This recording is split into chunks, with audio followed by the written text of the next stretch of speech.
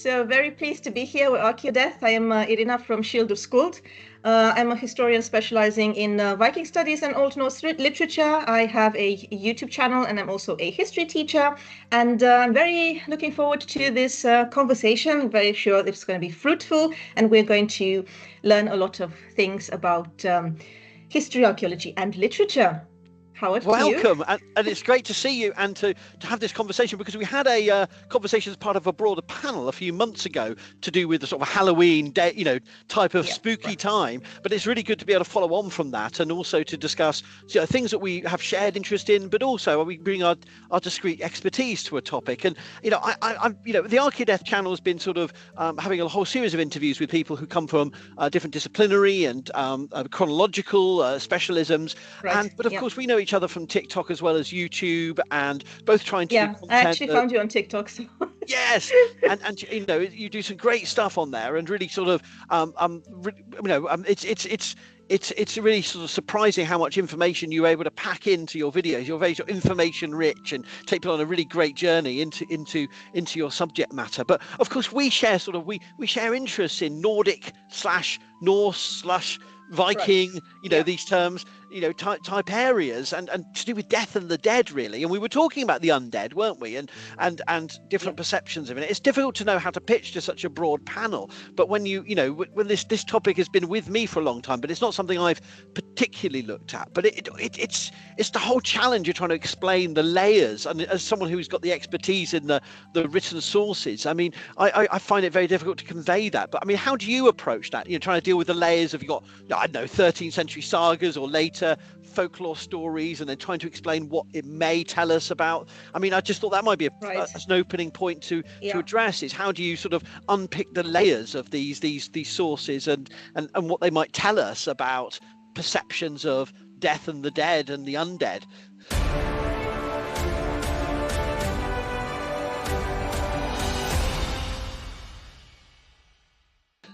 Right. Well, it's always difficult with the literary sources, isn't it? Because we're talking about sources written in the 13th, 14th century mainly, and we are trying to see the different layers they contain and how much of a pagan element they contain. I mean, until this very point, I'm not that convinced that these were actual Viking Age beliefs. So I've been trying to approach this from the point of view of memory studies lately. Yes. I think they're very good. Yeah, right. I think it's a very good starting point, because I think Revenants are really one of the best examples you can find of the past trying to get in touch with the present, or the present trying to haunt the past.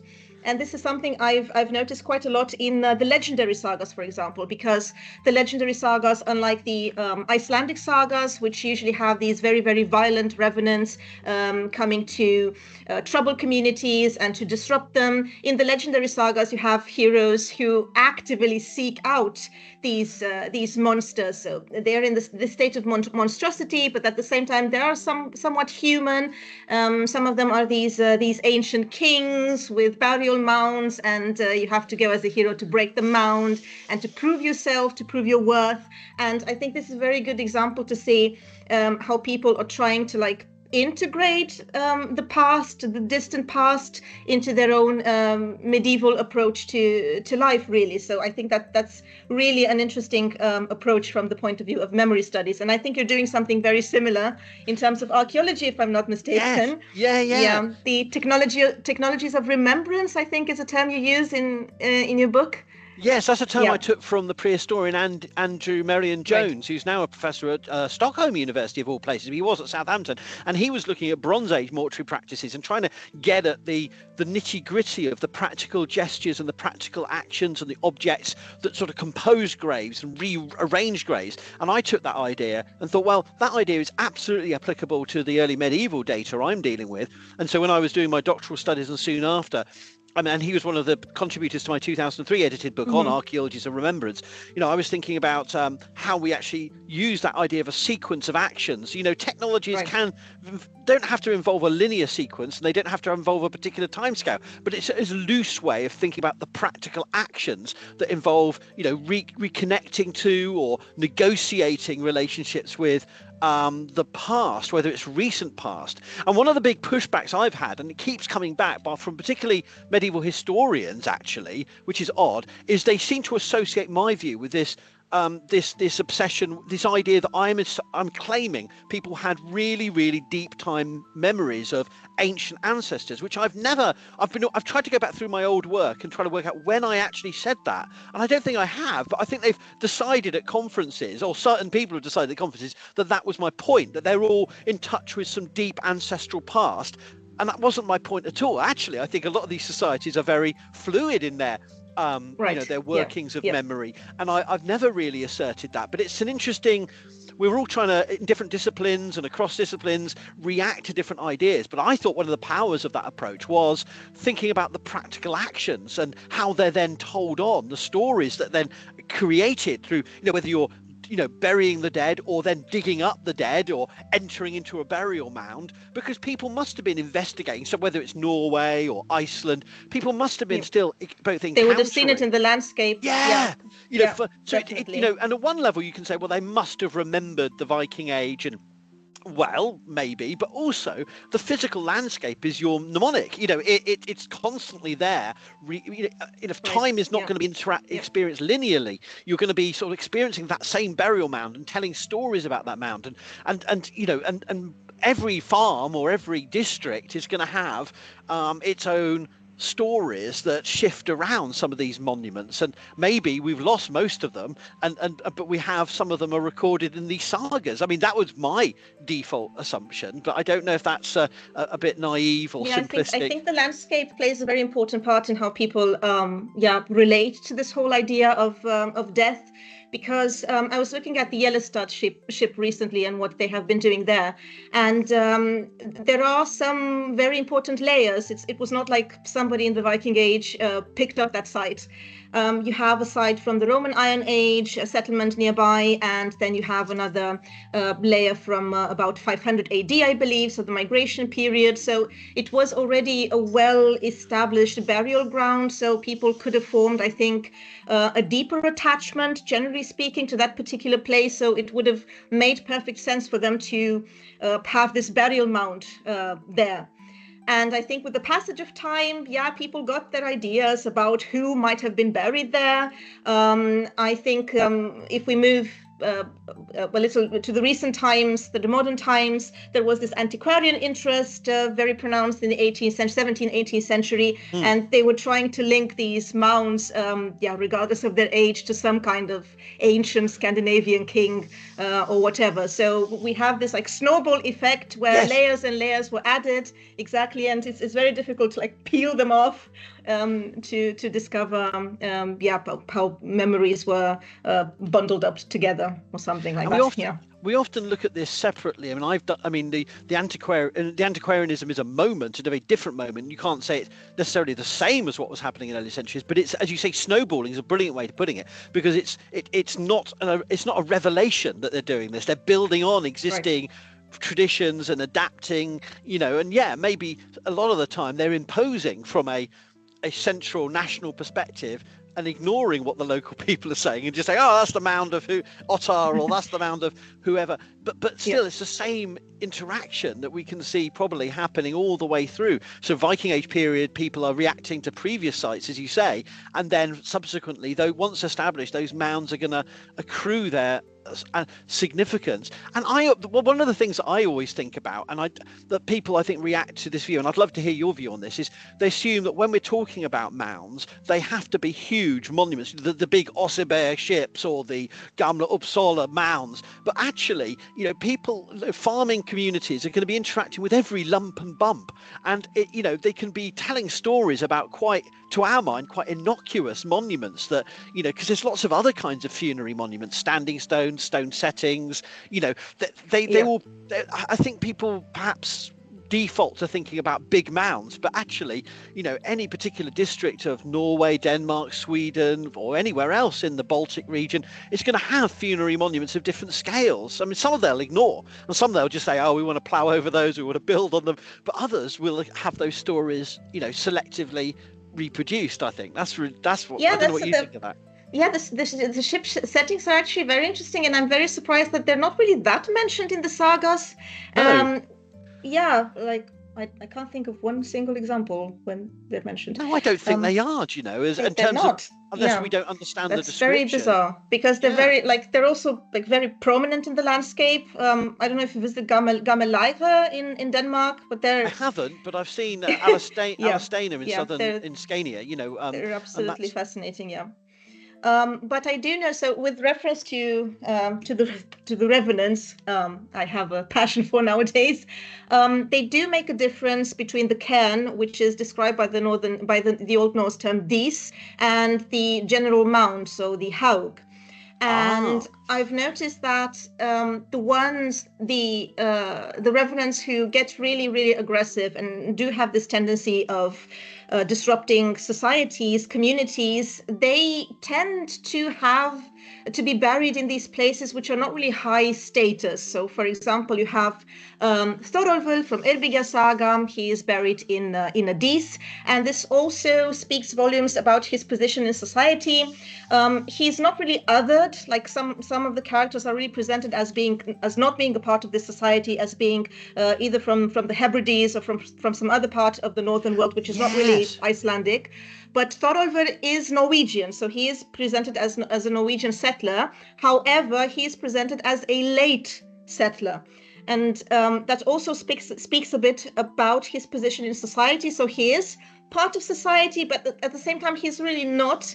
And that's also due to the fact that he is trying to gain land from the other chieftains in the area by very aggressive means. So he doesn't respect these traditions of, compromising, arbitration, like creating this whole network that would ensure your support in the area and at the same time would ensure peace in the area. So he does not abide by the rules.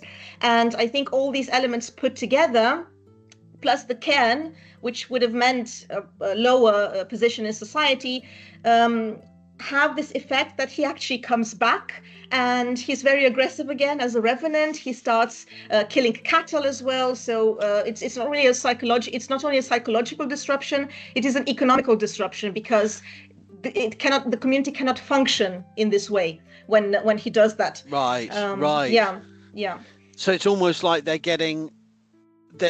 often, I mean, I don't know how explicit this is. Your narrative is very clear, but you have to pick that from the hints in the sources, do you? So it's very sort of like there's this hint that there's something about his life that was quite already off, that sort of set him up for this. Yeah, this greed for land is something that characterizes a lot of these revenants, and this tendency of like I said, not abiding by the rules and trying to get more out of a situation. And he actually, Thorolfur also has a conflict with his own son, with Ankel, who is drawn into this conflict with Snorri Goði in the saga of the people of Eyri. But what I also found interesting is the fact that after his death, he manages, so when he comes back as a revenant and then he eventually turns into a magic bull, that's also very fun to read about. Yeah, because he's burnt and then his ashes are eaten by a cow, and then she gives birth to this huge calf, which grows fast into an ox. And this ox manages to kill the person involved in Ankel's death. So what's interesting for me is to notice that these characters are not only monstrous, but they do actually preserve some kind of liaison with the world of the living, with their family.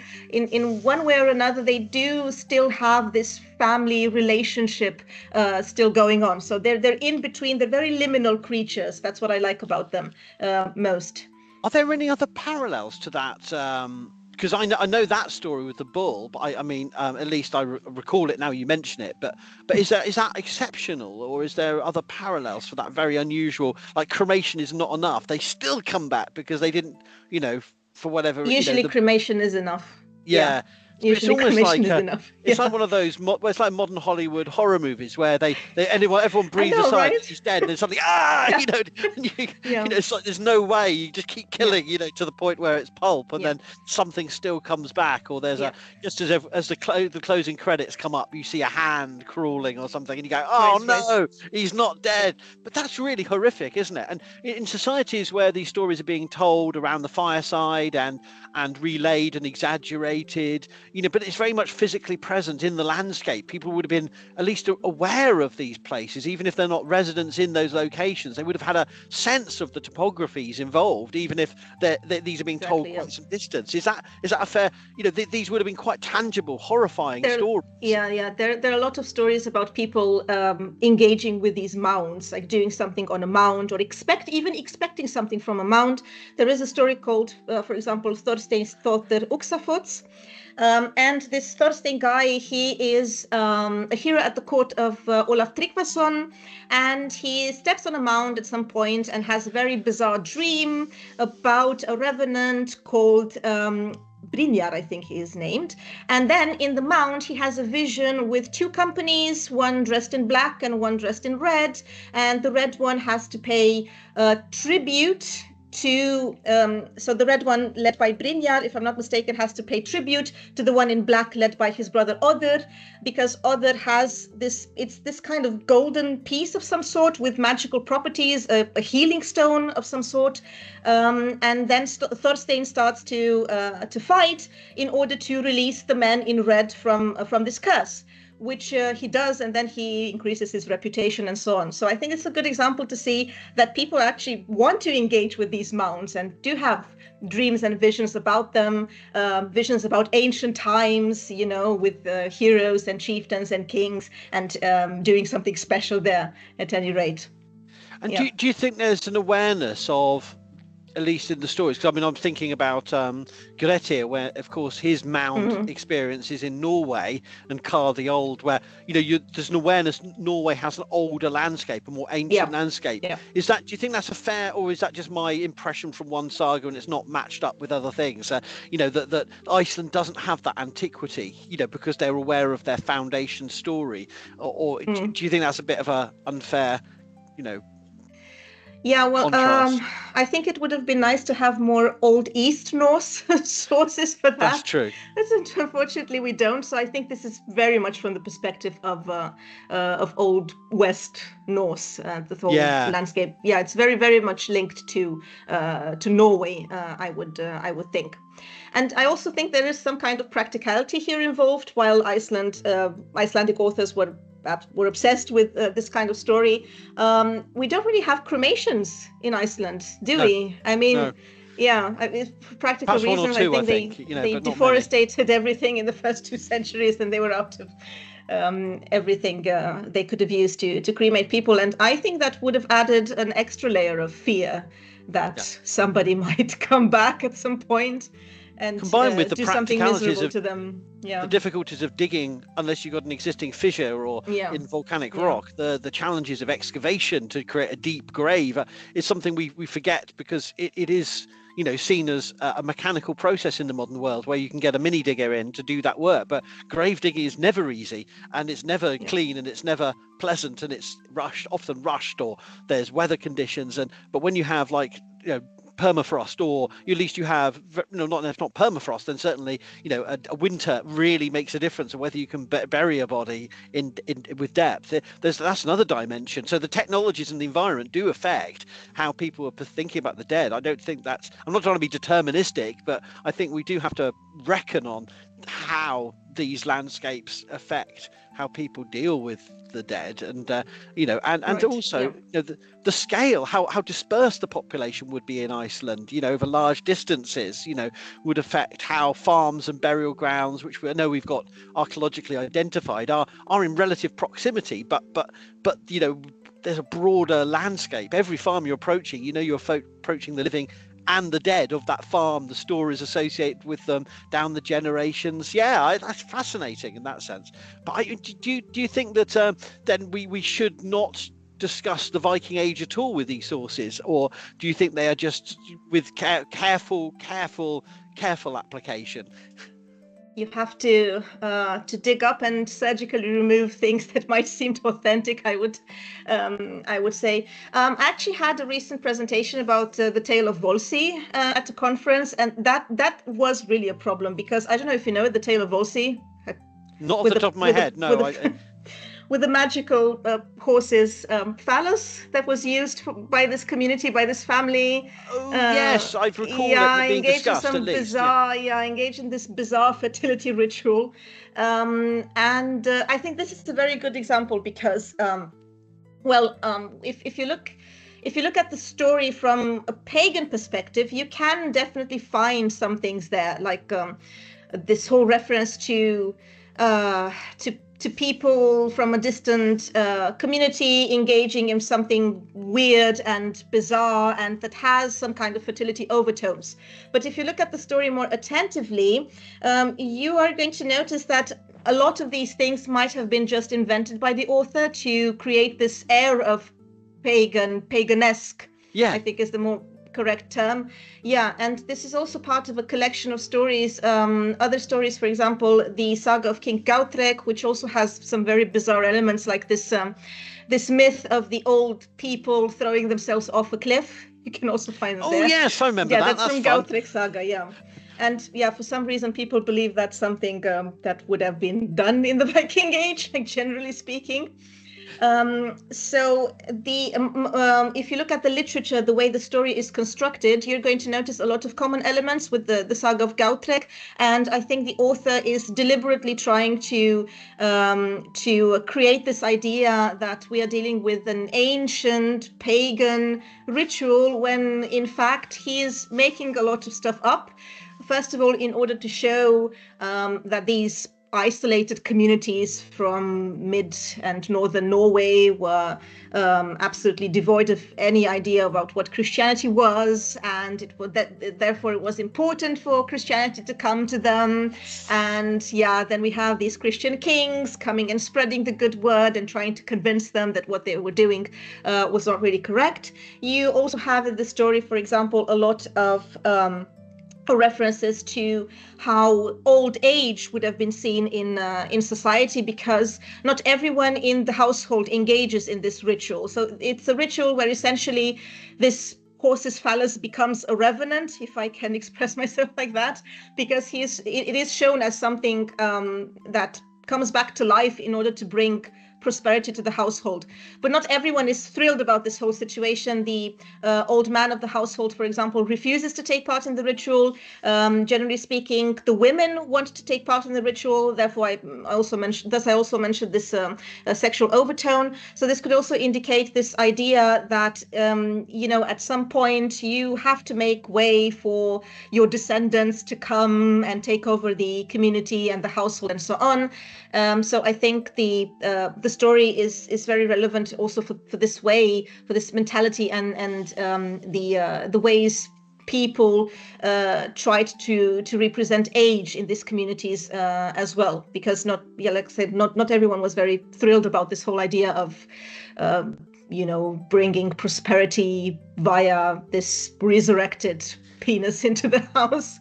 See, from what you say, it's almost like, and again, I defer to your expertise on this, it sounds like you're like Eric the Red saga, where the CRS is being presented and people have discussed that ad nauseum about how this seer is going from farm to farm. It's a very detailed account, and then, but if you've got to understand that from what you're saying in the context of the tensions the narrative is trying to set up between a pagan past and a Christian future, and that is something conscious and discursive within the text, and you can't just take the account in isolation as some kind of window onto pre-Christian practice.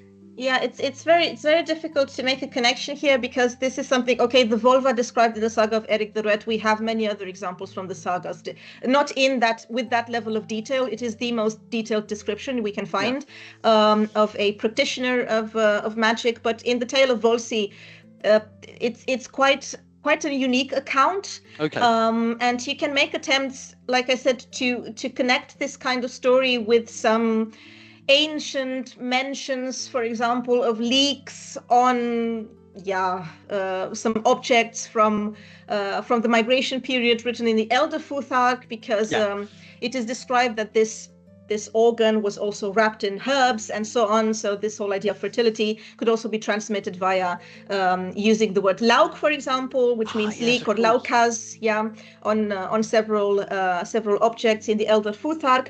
But I think that's quite far-fetched. The time span is way too long. So 500 AD, 600 AD for an inscription in the Elder Futhark, and then you have a 14th century story, trying to explain fertility rituals in Norwegian households.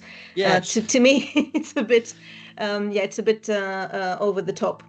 And there are also these like weird white stones in the landscape sometimes in Scandinavia, but then again, it's really difficult to make a connection here. So I think if we look at through the perspective of an ideologized account of a Christian author, that makes much more sense, because the purpose of the author is to create this allegedly authentic pagan atmosphere. Yes. In order to, promote this idea that the pagan past needs to be left behind, because this is the new world. So you have to adapt to it.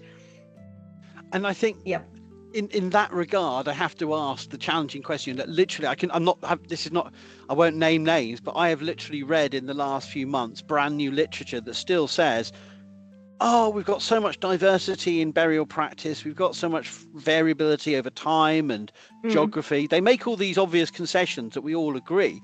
And they still say, but there was a pagan Viking worldview, a singular. No, so they do this concession. They play this game of saying, and here's the saga literature. So we still have this kind of desire. So, and I've literally encountered this, and I'm going, okay, so I'm with you. Your diversity, variability, complexity, then Christianity is part of the mix, when and how, and all this messiness, which I love, and I try to convey to my public audiences. But they still, in the academic sources, want to go, and they thought this, and here's the saga of. And how do you feel? How do we go beyond that? Because it does feel that we're still going around in circles with that desire to, academically as well as in the public. We can't just blame, modern day practitioners for wanting this. Academics crave this singular, Viking era way of death or vision of death. Yeah. Is that fair? Or do you think that's, I mean, I don't know what your sense of the literature is, but I still keep seeing it. What we also crave is to find gods that are specific for something. Of course. Like, Thor, the god of thunder, and Odin, the god of war, and so on and so forth. I don't know. I think this stems from the Age of Enlightenment, the whole taxonomy obsession, that we'd have things really clearly categorized in our minds, and we cannot wrap our heads around the fact that there would have been much more diversity than we can account for. It's definitely a very, very difficult question. I mean, I also admit that I use the term religion.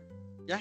But I think it's good to define it before you use it. So when I try to use the term religion, I generally mean this whole collection of paganisms, so the plural, because there's so much we cannot possibly know, and there is so much that stems from this whole medieval tradition as well, to try to create a coherent story. Thinking, of course, about the Prose Edda, the Snorra Edda, Snorri Sturluson, very influential, but also in the Poetic Edda. I mean, we have a lot of references to myths we have no other source for, like, for example, when it is mentioned at some point that Heimdallr and Loki were fighting as seals.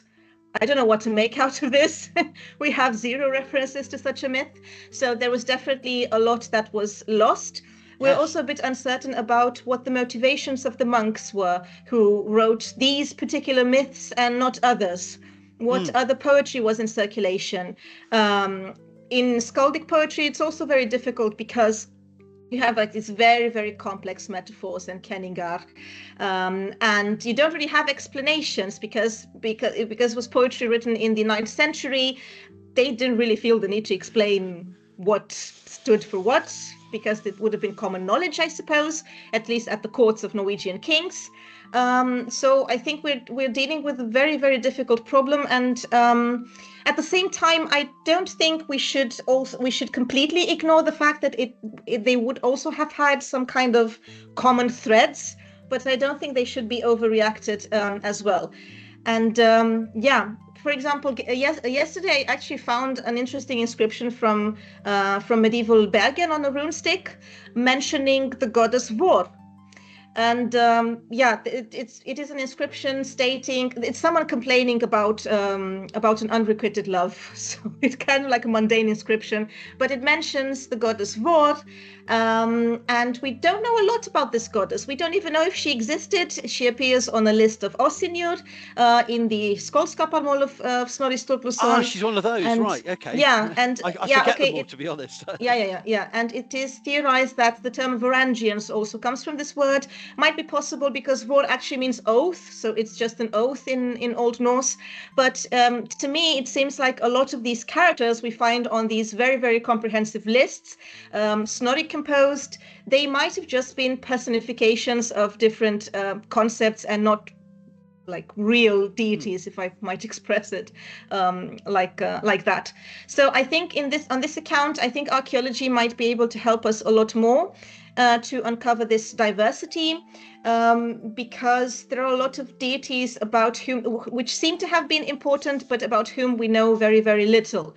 For example, the god Uller, or the god Tyr, and in Denmark it is full, so the toponymy is full of the name Tyr, Tisø, and so on. But again, we only have 2 stories about Tyr. One of them, I think he joins Thor on this expedition to retrieve a cauldron for making mead, and the other one is his role as the one who manages to calm down Fenrir. Yeah, but other than that, we don't know who that was.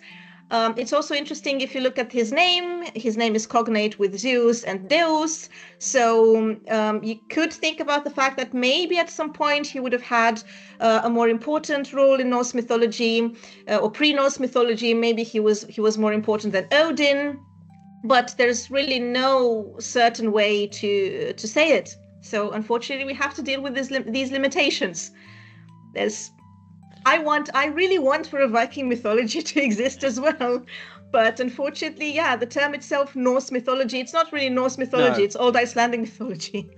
Yeah. But that's the thing, isn't it? I mean, I want to just, don't wish to correct you, but I wish to make a distinction, if I may, between you saying you use the word religion, and I wasn't criticizing people who default to popular terms, because we all do it. We all I was referring to academic texts that, despite literally talking about the diversity, still their thesis is the identification of that cohesion, which is a different thing, I feel, because I think we all have to, both in talking across disciplines and talking with others, we all have to default to terms, and as long as we qualify them, I think, I'm not saying it's okay, but I think it's less of an issue if we are responsible in.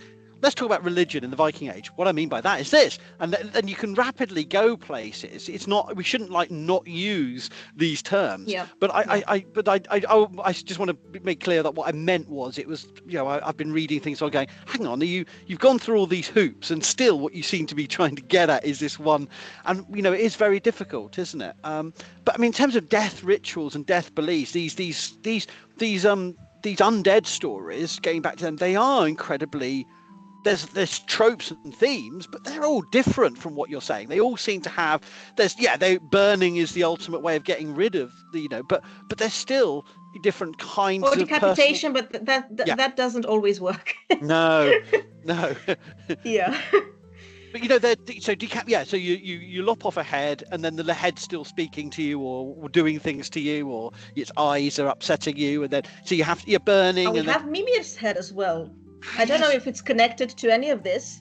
I think that's rather connected to Celtic mythology, if I'm not mistaken. The Celts really had an obsession about talking heads, the wise heads. That's an interesting connection, at any rate. And yes, there's how much this is coming from, in a intellectual environment with monks writing this down, or just in the oral tradition? Because even by the 12th, 13th century, Icelandic society is getting exposed to, all over Europe-wide and Eurasian-wide ideas. So they're not like in a little bubble on their own, are they? Like a preserved, little fossilized. Absolutely, yeah. Edge. But that's fascinating, isn't it? Yeah, so, the tradition of the literary tradition of the quest, for example, the quest that comes from chivalric literature, and it's very often used. So the Revenant as this character that stands for a quest and an obstacle that needs to be overcome for the main character, the hero, to move on. So I think many of these choices can also be regarded as just literary choices in order to promote or enhance the hero and the journey of the hero. So this kind of like narrative disruption to promote the social mobility of the hero. Well, that's interesting. So do you think that, even if we can't literally take these stories to tell us about earlier centuries and about, we can still perhaps perceive some themes that perhaps are connect together these societies? I mean, I don't know, for example, if we, the concept of a Valkyrie can be mapped back, as some archaeologists and historians have tried to, from earlier centuries. But I think the idea of women who may be caring for the dead in different contexts is almost a global phenomenon that we, that perhaps there is some level we can see a connection. I don't know what you feel about that kind of thing. Those who care for the dead or deal with the dead, specialists and actors. Do you think that's a way we can connect the sources? Well, Valkyries, I think they were part of the ideology of war, if you ask me, and I think they would have been much more terrifying in their incipit than they were developed into these very romantic or romanticized female characters. As we have, for example, the poem Daradayod. I know some studies have been done on this poem, showing that it is an older poem, so 10th century or so. And if you read the Daradayod, it's very much of a horror story what's going on there, because they raise this loom of death and. Yes. What the objects they're using, so the sword and the beater, the warp and so on, they are made out of the organs of the warriors who have fallen in battle. So the fact that they have been tamed, these characters, over time, I think it has to do with this idea of the warrior also being convinced to participate in war. So it was a little bit of propaganda here in the use of the Valkyries as images. This whole masculine idea, how they try to represent death and the afterlife. They would have been part of this world, and also inspiration from the real world. I think that is a possibility as well, because Valkyries are often shown in skaldic poetry, and also in archaeology. If we accept these small figurines with women carrying beakers that actually being Valkyries, they would have been the ones bringing the warriors to Valhall. So they contributed to this whole world and worldview, like this metaphysical mead hall. And that's really interesting, is in terms of one of the things the connections between the literary sources and the archaeology is, the fact that we do have, not all graves, we take some of the more exceptional graves out of context. We talked about diversity, so I have to say that. But, we do have that people are furnishing graves, at least up until the 10th and sometimes into the 11th century in different parts of Scandinavia. And I wanted to know whether we have really, we're approaching that evidence in an appropriate lens from how we look at the literary evidence. I mean, how do you think? Do you think we're doing it the right way to think about these objects? Why people are putting objects with the dead, as opposed to why people are, the ideas, the mythologies that they may be generating about afterlife ideas? Because I'm fascinated by how sometimes we're still working with 19th century sort of ideas about, why objects are placed with the dead. I don't know if you come across stuff like that. I don't know. I think the concept itself of deviant grave, I don't know if is this really a term we can use, because I know from a case in Gotland, on the island of Gotland, the cemetery in Koparsvik. Oh yes. And it has been described in literature for a very long time as deviant, but I don't know how deviant it is, because I think half of the people buried there are in prone Yes. burials. So can we consider that deviant at all, or what is actually the definition of deviant?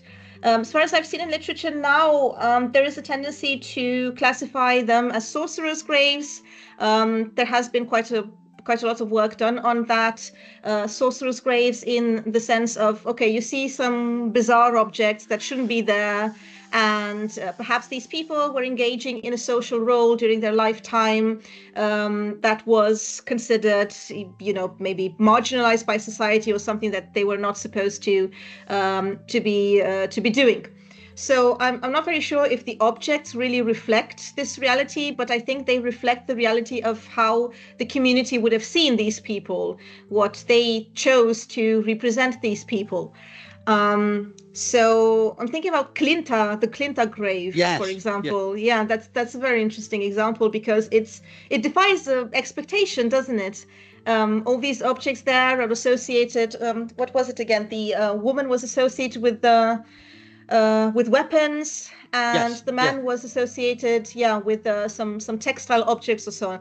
There's also a staff in that grave, an interesting one. I think it has a hole depicted on it, which is very, very rare. Hole, yes. Yeah. So that's also a question for me, and that's also something I wanted to ask you, what your opinion is about this whole concept of deviant burial, or what counts for you as a deviant burial. Yeah, I mean, again, this is a topic I know, I teach about and I talk about, and I the way I approach it with students, and whether this is something I've partially taken this to print, but I don't think it's something I have fully outlined as a thesis. It's a problematic, again, anything strict categories, you've got to look at the local and regional context. Some of these practices we're seeing for late Romano-British decapitation burials, the consensus is moving rapidly towards these are people who are executed. This is about judicial execution, and what you're seeing is that this judicial execution in a Roman world, where the family are being given the corpse back with its head lopped off, and they get to bury it. So the care of the burial is sometimes contradicting the violence of the death, not because this was some honoured ritual of, we must release the head, the spirit. This is because this person is being given back by the Roman authorities to the peasant family with, now you can bury him, or her, and so if that's the case, and like in the 4th, 5th, 3rd, 4th centuries, you're looking at a very violent, actually more repressive than the early Middle Ages society, where despite the fact we don't have weapon burials and we don't have these stylized representations of, it's a very repressive culture of agrarian societies with a strict hierarchy, where the deviant burials are evidence of a high level of judicial execution. I mean, I'm not saying it would have still been exceptional or memorable, and they're doing it in a very violent way. Moving through to the 5th, 6th century in early Anglo-Saxon England, I think we're looking at more exceptional burials that are probably a mixture of judicial and issues of fear and dread and othering, but they're still burying them in community cemeteries. So I think they're clearly not, so horrific that they're taking them to, the edge of of the landscape and disposing them. So I think it's very variable. And the way I approach it with students is saying these are about configuring different kinds of emotional intensity and different kinds of emotional response. And we shouldn't be expecting coherence and a sort of legally defined definitions of when you do what. And I think you're looking at societies really kind of responding to circumstance, personality, and audience, and treating the dead in a variety of ways. So I'm a little skeptical about saying if they're prone, they must be sorcerers, or if they're heads off, they must be this. Because I think what you're looking at is sometimes you're looking at the guy who died unexpectedly and no one knows, and everyone's terrified of what this might mean. And there's some supernatural concern. In other cases, it's because the local jarl, cut his head off because he was a complete and utter cattle thief or whatever it may be, or kept molesting everyone, and that's why that's why it's happened. And so I think we've got to be practical about this and realize we're dealing with societies that have ideas and frameworks, but are negotiating this in real time, and therefore I'm a little cynical about associating all burials with spiritual paraphernalia as seers' graves, and I've been very cynical of Neil and Leszek's work on that, not because I don't think their work's on interesting. the magic staffs. Yeah, the magic stuff, because I think it's not that I don't think that those identifications are useful, but I just think it's a default for every grave. They must have the same. And I think Leszek, when I've talked with Leszek about this, he's totally concedes that point. We are probably looking at a much more messy set of categorizations, but still they want to create that narrative. So I have to come into a bit of disagreement. But likewise with decapitated burials, I think we are looking at human sacrifice sometimes. I think we are looking at judicial execution sometimes, and sometimes we're just looking at people who were haunting people after death. So I think we may have some resonances with later sources, but I don't know. I think it's just about looking at patterns rather than trying to be too definitive. But that's my kind of approach. It's a bit wishy-washy. Yeah. I don't think we can make a classification. I mean, to state for certain, like you said, like this was a deviant, this was not deviant, and so on. I mean, like a clear-cut classification. I think that's impossible. Have to contextualize the whole picture. I don't know. There are some couple of runic inscriptions telling people to stay in their graves. I think those are good candidates for this general fear of the dead coming back. But on the other hand, I don't know, in the case of the prone burials in Kopashvik, maybe that was also a case of the terrain favorizing that position. I think Matthias Toplak wrote an article about that, if I'm not mistaken. The supernatural explanation, we love that, don't we? That's not always the case. Yeah, he demonstrated that the prone burials actually could indicate a Christian burial, right, of humility, because he made all these comparisons with legal codes in Grogos, people buried at the cemetery margin, and he also compared them with some early Christian communities. Right. So that was the conclusion of the article, that this was actually either something created by the landscape, the characteristics of the landscape, or it was a gesture of Christian humility. I haven't read that, but I've heard people talk about it. I haven't had time to dig that out, but that's really interesting. So that's a completely different take on it, isn't it? In a society that's adopting Christianity I think we do have to look at individual cemeteries and burials, and not, again, we got this. Again, we have archaeologists and historians wanting a pan-Scandinavian single explanation for everything from the Isle of Man, the Viking world more broadly, not just Scandinavia, but we have a burial on the Isle of Man, a burial in Island Bridge, Kilmainham and Island Bridge Cemetery in Dublin, or a burial in Western Iceland. We want the same framework, and often it's not quite so easy. And I think there is a broader story with these deviant burials. I do want to say that, and I've been ranting about this on my TikToks, is there is a broader chronological problem here of our modern horror stories and our desire to almost sensationalize the dead, which loves to spiritualize the people in the past as superstitious, but differentially, particularly the further north and eastern you go, the more superstitious and backward and primitive and fearful people are. And we've got that, a lot of that is happening in our Western culture more broadly, that the vampire burials of, say, Poland or elsewhere in Central and Eastern Europe are fit into that narrative. And so I have been trying to sort of point out that we can't simultaneously spend our time wagging fingers at people for being derogatory about indigenous Native American burial and just let slide these deep pernicious stereotypes of the Irish as well. It's not just Eastern Europe. The Irish are all spiritual, the airy fairy, and everything's about the fear of the fairies. And we love to do that. And then anything in Central or Eastern Europe is all, the peasants were fearful of the vampires. And yet I'm not saying those ideas weren't there, but I think we have to be careful about these blanket cross-cultural. So when I saw German archaeologists recently did and it's just something they said to the press, and they said they found a Neolithic burial with a big stone on top of it, and it must have been a vampire. And I'm going, oh, for crying out loud, come on. I know you've got to say something to the press, but I think, we've just got to rein this in just a little bit and be a bit more nuanced. And and it's easy for me to say, because if I was talking to a camera or to a local press person, you have to say something interesting about your discovery. So I understand that I'm being a bit unfair. Yeah, you have to draw attention to it in one way or another. But equally, though, this does rapidly unravel into popular culture, and it often I don't know if I told you about this, but I dug through and found the origin of a particular online mythology about Loki, and found it originated in a PDF of a Norwegian language excavation report from only as recent as 2015.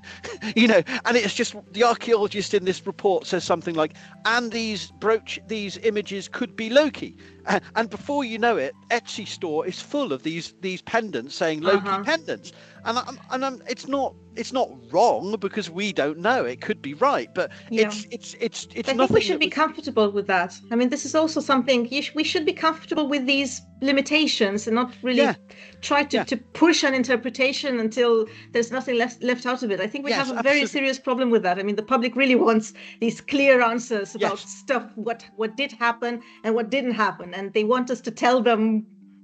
But I think very distinct. Many of the public are very happy if you don't say no, that's wrong, but actually this is really interesting. Did you realize that this only was first suggested in a magazine article in 2018, and actually it was post-pandemic, and and I think they like that. They don't feel like we're constantly telling them off. They feel, oh, that's interesting, I didn't know, and is that really where it's from, or from the TV show Vikings, or from a museum exhibition in Copenhagen in 2020 or 2010 or something. I think we can be quite relaxed about that. We should be happy about that, rather than just telling off the public when we're often creating these problems, whether it's, so yeah, it is, it's an ongoing challenge, isn't it? But people want to fix certain ideas, and I think we've got to constantly keep people on their toes to be meddlesome, in a sense, to be a bit like Loki. We've got to be a bit trickery and get people, keep people sort of thinking. Yeah.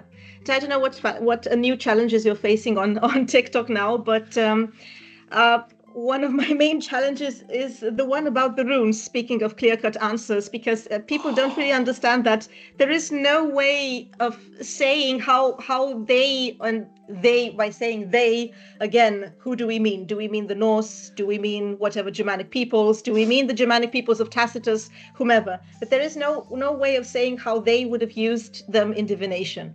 Then, nobody had a manual for that. No.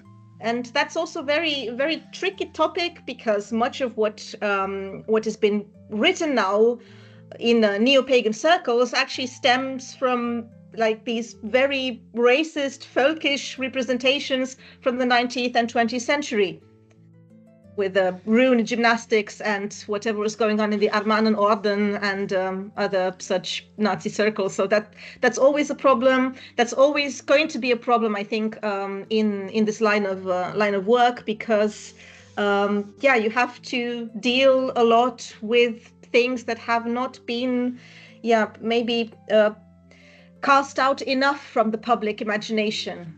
And that's a really interesting, because I must admit I've chickened out of dealing with runes. I've dealt with it a bit in my, but I don't have the I don't honestly have the expertise, and secondly, and the linguistic and literary background. But also I know that there's two sides to it, because if I debunk the spiritual interpretations of runes, that can sometimes serve some of these more extremist views, because the messy ideas that are out there actually, while some of those ideas are themselves from some nasty sources, there's also a very sort of secular, or people are just loving to dump on some of those groups because it serves other extremist narratives. So it's kind of, I've tried to keep out of that, because I agree with you. I 100% agree with you. It's quite insidious.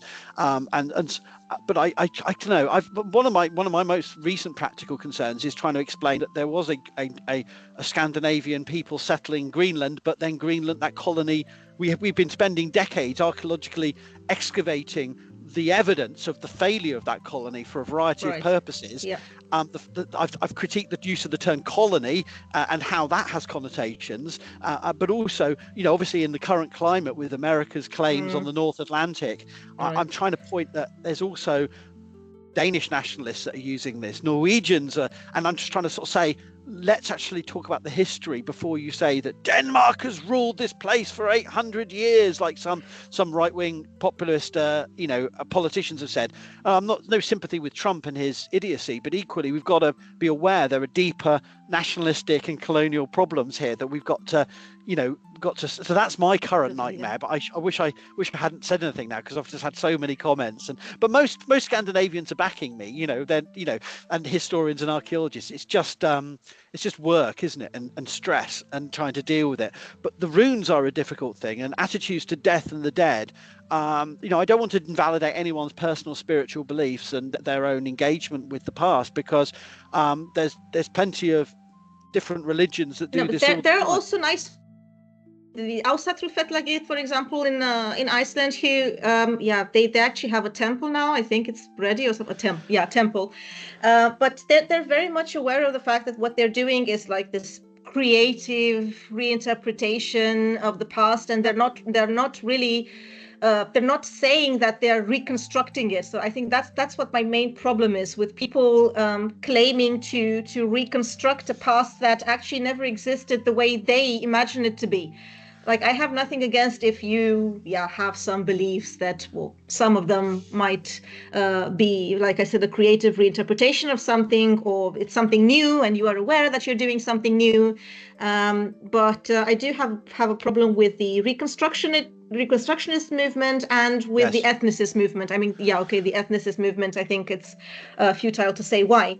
But Reconstructionism is also very, very problematic. But then again, there are also some currents which seem to be very much aware that this is, something I suppose rather artistic, like it's kind of like an artistic religion.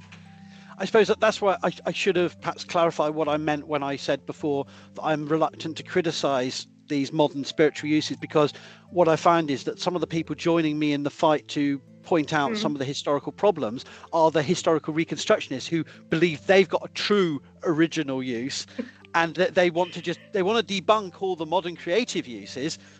And I think, they understand my point. They're with me. And then I go, hang on, they're not.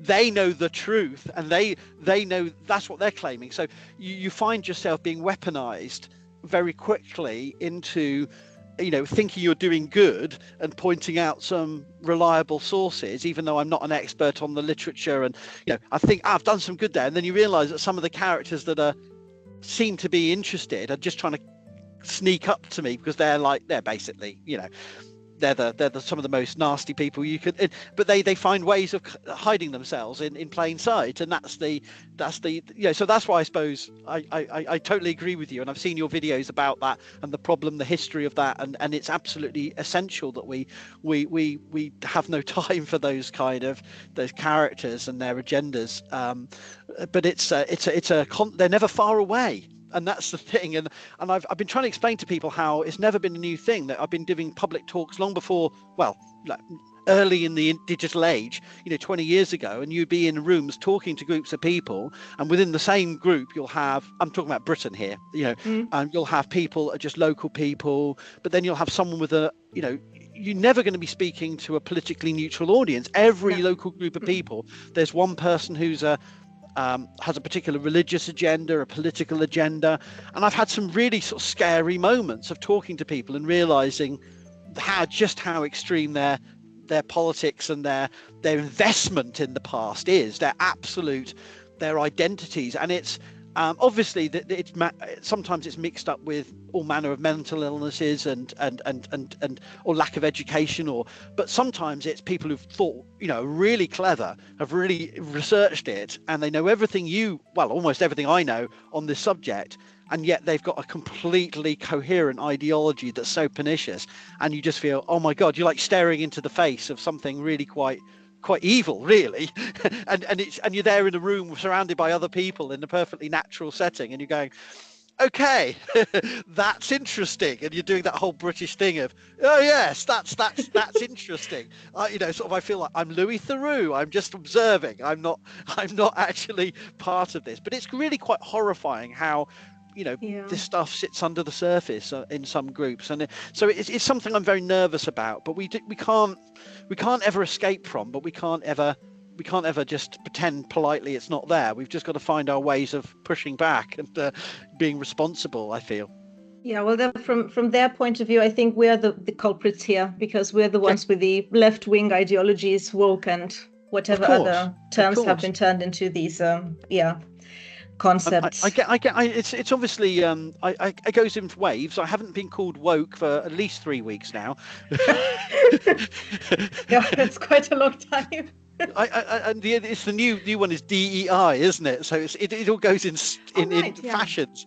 Part of the DEI agenda, or the woke agenda, or the trans agenda, or whatever it is. It's an agenda, But yes, it is quite scary, and they are looking to cause trouble with my university and the academic system. They're absolutely coming for academics. Anyone with an education is seen as a threat rather than a. But because we're following the mainstream narrative. This is something I often see in my comments. I'm following some mainstream narrative, and I don't know, there were some people requiring me to demonstrate that the runes are not 15,000 years old. 15,000. Yeah, or even more. And I also have some people speaking about, I don't know, Nephilim cults or whatever. Yeah, these kind of connections that really cannot be possible between, I don't know, some Mesopotamian, Ugaritic religions and Norse mythology or whatever.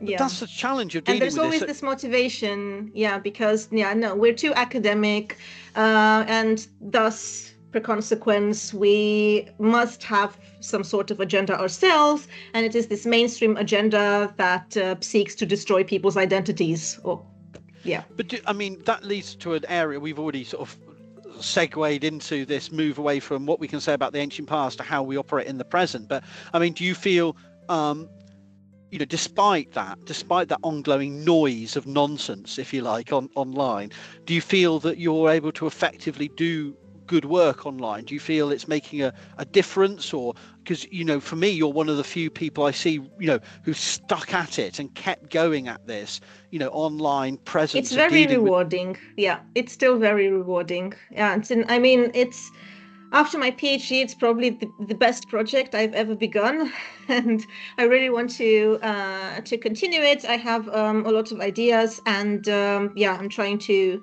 do my research as best as possible. Also hoping to publish my PhD this year. Oh. Or a revised version of it. And that's also going to be very problematic because my PhD is actually about the uses of Norse mythology in the metal music scene. And wow. Yeah, but then I kind of ditched the topic after I finished, so 2017, and I'm not going to be enjoying coming back to it, but I really want to publish it, so this is also something I really want to do this year. Your thesis, I didn't realize. Yeah, my thesis was on. My thesis is on metal music. Fantastic. And it had completely the opposite effect, because when I started the thesis, I was like, I want to write something where I can combine all the things I'm passionate about. What am I passionate about? Well, I like metal music, I like the early Middle Ages, and I like Scandinavian languages. Oh, okay, now I'm going to do something about that.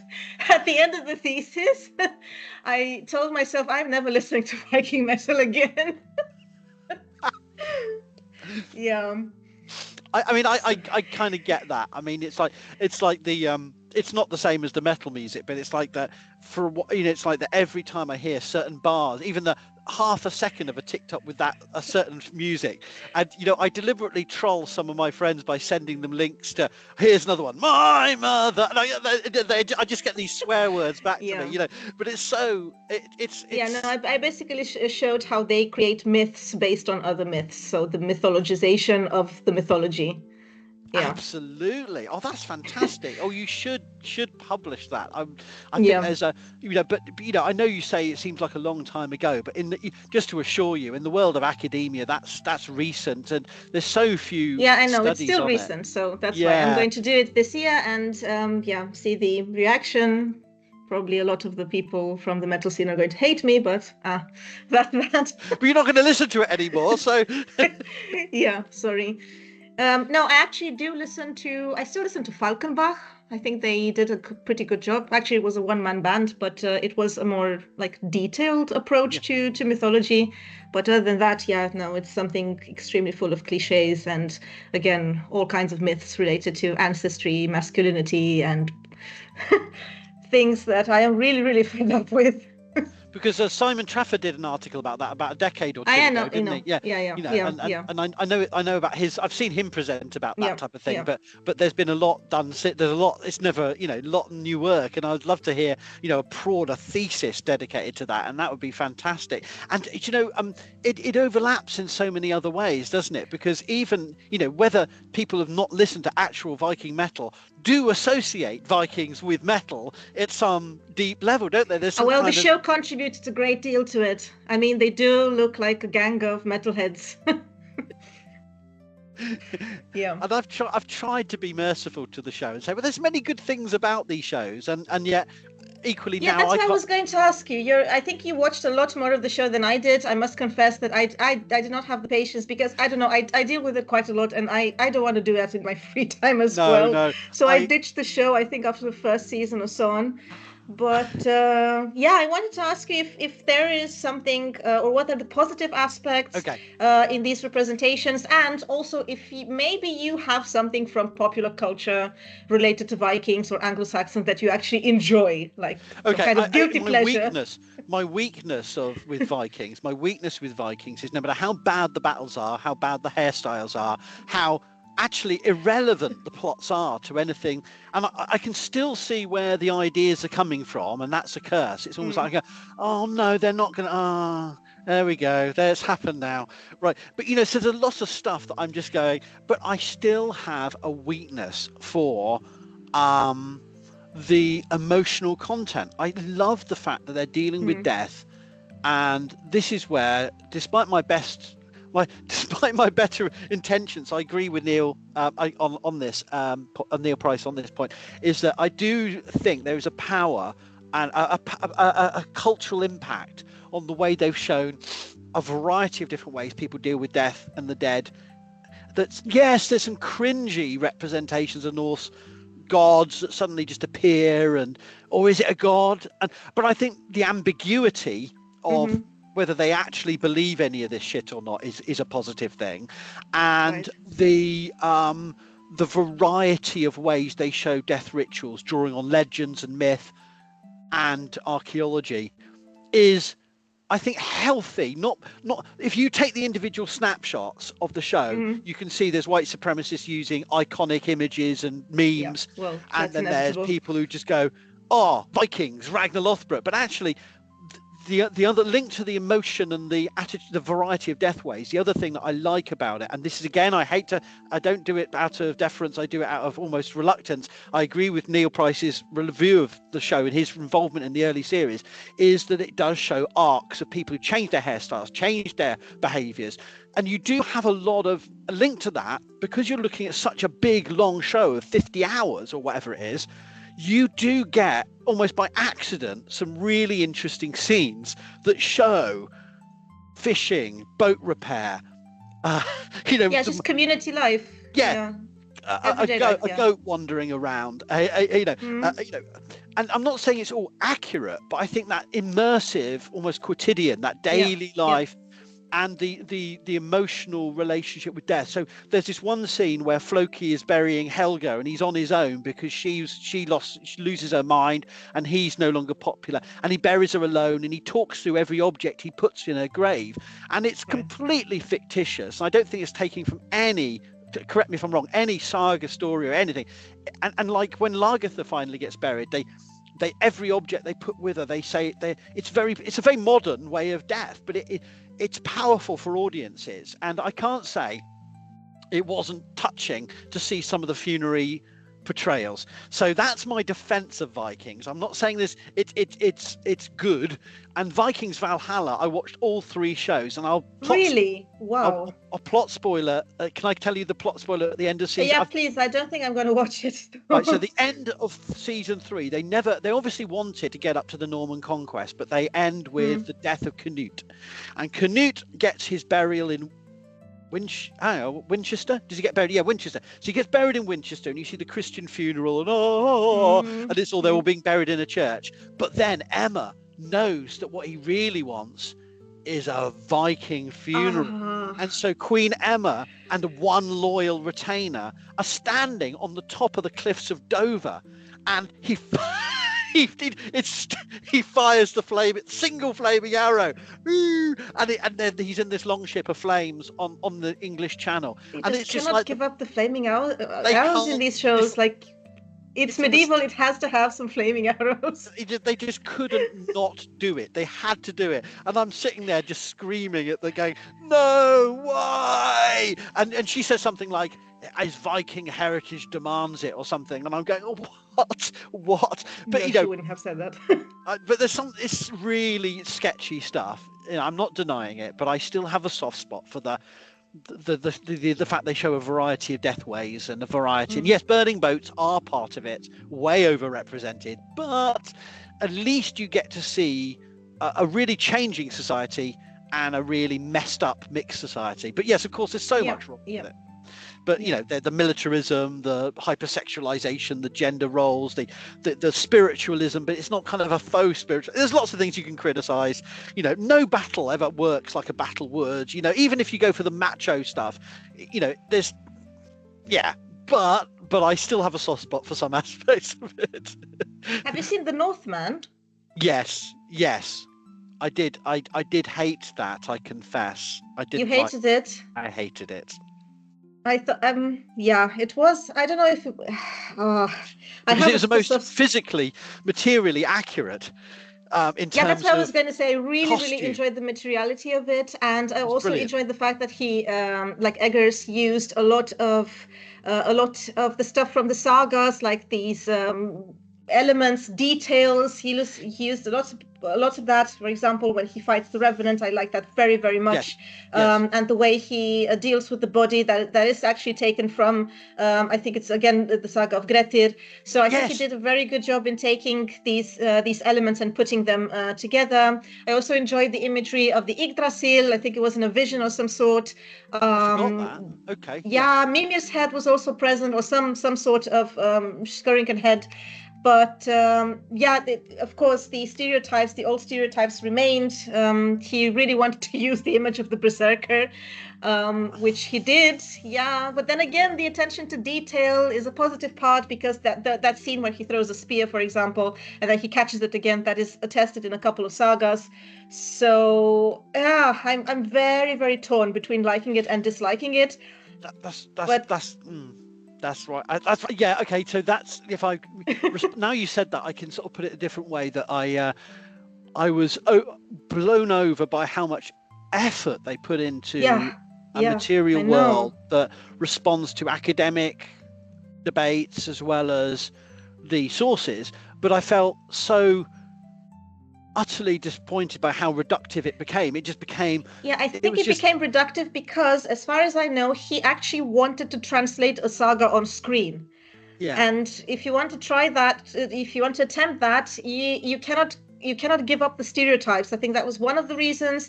And the second reason is that we actually need these stereotypes, or the broader audience needs them in order to, I don't know, because it's familiar, because you need something to identify yourself with, something you already know, so it automatically becomes more relatable.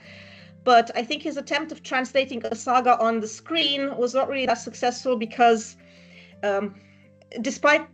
beyond this obsession with masculinity, hypermasculinity again, it's difficult to do that because sagas do not have character development, or they rarely do. They don't show the emotional life of the character. They don't show conversations between characters. They just have these very sporadic mentions of people talking to each other. So a lot of stuff is missing, but deliberately. like authorial intent, and I think that's very, very difficult to translate on screen. So that might have been one of the reasons why it didn't really work that well. I think, yeah, when I have to admit to people that I thought I enjoyed Thor: Love and Thunder more than Northman, people are just going, "What? How can you? How can you? How? And I said, well, because it was a playful, ridiculous, taking it to a next level of silly, rendition of that modern era. Yeah, maybe you don't have any expectations, right, from the Marvel movies. Russell Crowe as Zeus or whatever it was, and it's all fun, but when I saw that, I thought, yeah, I love what they're doing. But then I can't help myself because I'm an archaeologist. So I keep thinking one of the big hilarious errors of all these shows is they don't include ditches because they're filming. They can't cut. They can't cut. But like if you're going to have a military attack on a fort, these forts weren't just. They had massive ditches. Like this is what we dig. This is what we know. And it's not just that film. It's every TV show has warriors just climbing up walls. And I'm going. Yeah, because it's a visual effect. I mean, if there's a ditch there stopping you, how are you going to show the drama and the... I know, but it sounds small, but it's actually fundamental because these are agricultural societies who spend a lot of their working life digging, draining water, putting up palisades and fences and curtailing animals and people, and so it's a pedantic thing. So I think they need to dig more ditches. And I also, but that's my other major bugbear about all of the zombie apocalypse films is that they and TV series is that if you just dug a ditch 1 foot deep, all of these zombies would fall over, game over. But instead that would defy the purpose. No, it would defy the purpose, but this is my mind, I'm afraid. But no, I think there's a lot of it's how to situate yourself in discussing these is not as they're all wrong all the time. But with Northman, I just had to come out and I thought I didn't do a proper review. I did a rant to YouTube and I just said I hated this and here's why. But I know they got proper historical advisors and I know that they did their work, and that wasn't my problem. I didn't think that they represented things badly. It was just I thought this doesn't work. I'm not enjoying this. There's nothing. It's not fun. It's not even interesting. But that's just me. But no one's going to ask me to be an advisor on a film, so I'm free to just rant about these things. It's from the sidelines. Yeah, no, I actually enjoyed it. I think I wrote now that I think of it, a little bit in a way too positive note about this film. But I think I compared it to other things I've seen about the medieval times, and I found it overall, because of the fact that he included so many of these details, I was actually very, very impressed. But yeah, the image with the Berserker, I wouldn't have included it. I understand why he did it. Yeah. And I also understand why it was, again, appropriated by white supremacists. But yeah, they're going to find anything that fits their purpose. If I was going to be positive, I would have to concede, hand on heart, that it's probably the first time anyone's attempted to try and accurately show a vaguely, historically, culturally, sensitive or so it's the first. It was immersive. Maybe. I mean, this is kind of like the way I would imagine an Icelandic saga to go on. Yeah, I don't know. But maybe I was just in a bad mood, and I just thought, I turned up. Maybe I did a bit of a berserker myself when I saw it. Yeah. Speaking of berserkers, historical or not? No. I mean, I kind of see these as. I mean, I haven't read everything about it, but my sense of it is that we're dealing with legendary sources. I have sympathy. It was the idea that there would have been perhaps across time in Northern Europe animistic understandings of people and transformation, but I don't think I kind of assume we're just dealing with I think that perhaps champions. Just very limited groups of people engaging maybe in some kind of regional cult or so on, linked to Odin, but like this very, very limited. We have the Torslunda plates, for example, depicting these naked warriors with horned helmets near other people. I think they're warriors too, or whatever, dressed up as boars. I think wolves as well. So I think there is a connection here as well. And we also have the Byzantine descriptions. Yes. From Konstantinos Porphyrogenitos, I think. He describes that ritual at the court with the two armies that clash. with each other, and I think he does describe them as being naked and so on. So I think there would have been something here, but definitely not something like large scale or anything I think of the sort. intimidating. I think intimidating behaviours in battle, are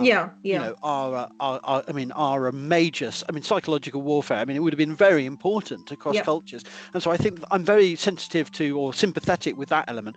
In the same way as I'm very, despite what I think some people have characterised me, I'm very sympathetic with the idea that almost every adult or adolescent would be competent in wielding an axe in the period, and that whether we have a institutionalized cult of shield maidens as the TV show Vikings portrayed. Yeah, so I think women too. If the situation requires it from you, if a wild bear attacks you or whatever, then you're going to. And I think so. I'm split between the modern stereotype of all women would be naturally unable to somehow, oh look, I can't pick this up. If you are literally cutting wood every other day of your life, or you are physically handling it, you would know how to handle these farm tools and weapons, because they are, and spears. A spear is a hunting tool as well as there's only a few of the only the battle axe and the sword and are the non-hunting, non-utilitarian, specialized military. It's just the practical aspect. This is the practical aspect. We can accept it because the circumstances would have dictated how you would have defended yourself and against whom. And it's a very different thing to, conceptualize the existence of a band of women under the guidance of Freya going into battle and doing exactly the same thing as men. I'm not very convinced about those graves either. But then all the problem. Well, no, I'm not convinced. But equally, equally, having said I'm not convinced by that, I equally have no time for this hyper masculine. Well, if you were going to be, the online chats are full of these bros just going, well, to be a man in that period, you had to do this, and they've got no clue. We're dealing with farmers and fishermen, mariners, who would have opportunistically raided. The raid's major advantage was the speed of their ships, and I try to make this point is being a strong rower and having it was hit and run. Hit and run. There's no physical, because even one of the most pernicious myths I face online is, oh well, the Vikings were taller, the Vikings were stronger. No, and so we keep coming back to this idea, even the most informed voices, that somehow they were militaristically fatalistic, and we have academics who perpetuate that idea. And I think that's more dangerous than I have no intellectual problem with the idea that some women would have been involved in combat. It's more the other side, this valorization of militarism to the point that it was a violent times, and I think that there were clearly an ideological component, but I don't think people were driven to go on 100 it would have been something that helped you. If you were a warrior going into battle, it would have helped somehow to know that in the afterlife you would have enjoyed the presence of Odin and the other Einherjar in Valhall. But so as war propaganda, I think it would have been, an impulse. Yes, absolutely. I've no objection to that. I think the way that we valorize that to the point of being an ideology that would have driven people and motivated their actions from sitting in a farm going, what should we do with our spare time, through to we must, it still is with us. And I think we just have to be a bit cynical about that. But no, I think when we're dealing with this period, there's so many myths and misconceptions, but I think that there's some really, the cool stuff is better. And I think there's so much cool evidence of whether it's the ships or the burials or the material, that we don't almost need it really. It should be something that we can do without. But no, I kind of don't. I'm very sympathetic with the idea that there may have been human-animal interactions and relationships that are very different from our world, and but I don't think it was restricted only to bears, or only to wolves, and I think it would have been a lot of, that's my feeling. Well, to represent yourself as an animal, again, I think it would have been an impulse of some sort to facilitate your participation in these kinds of encounters, militaristic encounters. Like if you imagine strong enough that you are some sort of a wild animal, would have helped perhaps with motivation, I guess. Yes, absolutely.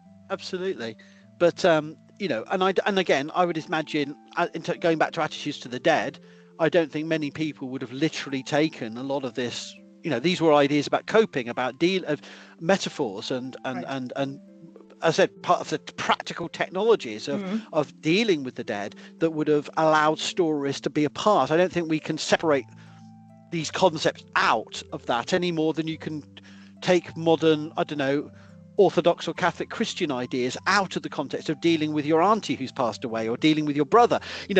People negotiate these ideas in very real world circumstances, and we should not, I think we have to be wary of trying to constantly abstract back to some sort of singular set of ideas that would have floated outside of that world. I think they would have constantly been dealing with these ideas. I'm not saying they didn't believe them, but I don't think they would have constantly been debating during the middle of a funeral. I know why you did that, because that's very much like when Balder was, no, I don't think there may have been one idiot in every village that did that, but I think most people would have taken it as less literally and less seriously, and it would have been just ways of coping with the world in which they're living in. It sounds very practical and boring, but I think it's important to remind ourselves of that. Yeah, which is why I love the first season of Norseman, Norseman with the firing arrow at and he can't fire the arrow. Oh, right, yeah. Because I think that does sort of embody so much about the practical limitations. And he goes, "Has anyone else tried to fire an arrow with cold fingers?" And they all go, "Yes." And I think it does reveal the realities behind our sort of our valorizations of death ritual. Yeah, it was a communal effort and a communal coping mechanism. Probably a lot of emotion would have been involved as well.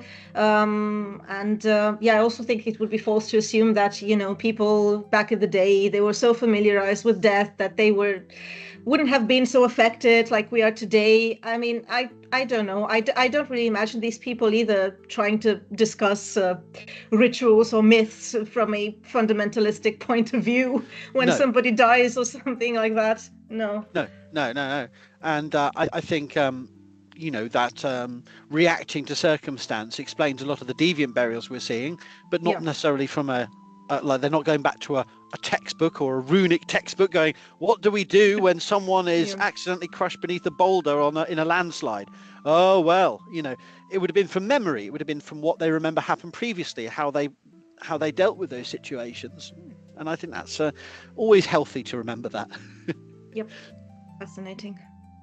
Well, it's good stuff, though, isn't it? I mean, I don't know really what we can say to conclude this discussion other than maybe, do you have any takeaways you think people could go further and read up about? What would you recommend them to, where would you recommend people to go to learn more about sort of Old Norse society and religion, if you want to put it that way? I mean, obviously you've got online courses that you do. Maybe that's the point we could mention those. Yeah, about religion. Well, despite some ideas that maybe a little bit controversial, I think the Viking Way is probably the best course book I would think of right now. So Neil Price's The Viking Way. Definitely, because he covers a lot of interesting stuff, including the chapter about the shamanism, for example. I found very, very interesting. The Nova Devoita. So I think I would go to that book. It's a very large book. It's a very complex book, and I do enjoy very much that it has a lot of archaeological references as well. So I think that would be on the top of my list. Great recommendation. Thank you. Yeah. Well, and I don't know. About the Revenants. I don't think that we have a monography about Revenants. So I think you should have to read the sagas first. Gretti's saga is one good example. Erbygja saga is, I think, my favorite saga, because it has so much supernatural in it. It has berserkers, it has revenants, it has ghosts, it has everything. It is my favorite saga in terms of how the supernatural is represented in Old Norse literature. So Erbygja saga, Gretti's saga. Laxdela saga also has an interesting character by the name of Hrapper. And I would also recommend the saga of Hrolf Kraki. which again has a lot of supernatural elements. There also references to Seidr magic, again, a late attempt to draw on all these pagan elements to try to construct an original story, more or less. And also references to Gamel Leire, since we mentioned it before. Yes, the King Hrolf. Yeah, exactly. And also the saga of Hervor and Heidrek, because it has that great conversation between Hervor, who tries to convince her father Angantyr to give her the sword, the Tyrfinger sword, because it was her heritage. Going back to graves. I really enjoyed that saga. Yeah, I really enjoyed the saga because it presents her as a shield maiden in the first part, but then she reintegrates without any problems whatsoever in society in the second part of the story. So yeah, the author doesn't really seem to be very sexist, unlike the saga of Rolf Kraki, which is very full of misogynistic remarks. So yeah. There's definitely a lot to see there in terms of mentalities and in terms of how medieval people interpreted their ancient past and what they made out of it. I've got a question before we go. Who's your favorite ghost, though? Who's your favorite? Oh.